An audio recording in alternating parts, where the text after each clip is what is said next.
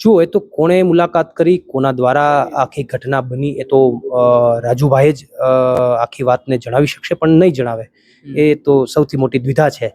પણ મૂળ વાત એ છે કે એમના ઉપર વાસ્તવિક વાત એ છે કે એમના ઉપર જે જૂના બે કેસો 307ના બે કેસો એમને લઈને એમને ક્યાંક ડરાવવામાં આવ્યા, ધમકાવવામાં આવ્યા. જેલની અંદર પણ મારી સાથે ઘણીવાર એવી ચર્ચાઓ થઈ. એમને બંને જૂના કેસોને લઈને એમને ચિંતા વ્યક્ત કરી કે આમાં મારે જેલ જવું પડશે, પરિવારને મુસીબત આવે એમ છે, હું ચૂંટણી નથી લડી શકું એમ. આવી ઘણી બધી ચિંતાની વાતો એમની મારી સાથે શેર પણ કરેલી હતી. એમને મેં આશ્વાસન પણ આપેલું કે એના તમામ રસ્તાઓ હશે. પાર્ટીએ પણ આશ્વાસન આપેલું બહાર નીકળતાની સાથે. પાર્ટીએ પણ કીધેલું કે એના તમામ રસ્તાઓ નીકળશે, કાયદાકીય તમામ લડાઈમાં પાર્ટી એમને સમર્થન અને સહયોગ આપશે.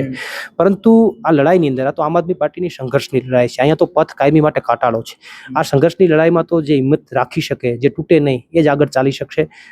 અન્યથા જે તૂટી જશે એમને સાઇડલાઇન થવું પડશે, એમને સાઈડમાં જતું રહેવું પડશે. તો ક્યાંક ને ક્યાંક જૂના કેસોના ડરના કારણે રાજુભાઈને બીજેપીએ રાજીનામું અપાવડાવ્યું છે અને એને બીજેપી જોઈન્ટ કરવા માટે આવનારા દિવસોમાં તમને દેખાશે કે બીજેપી જોઈન્ટ કરશે.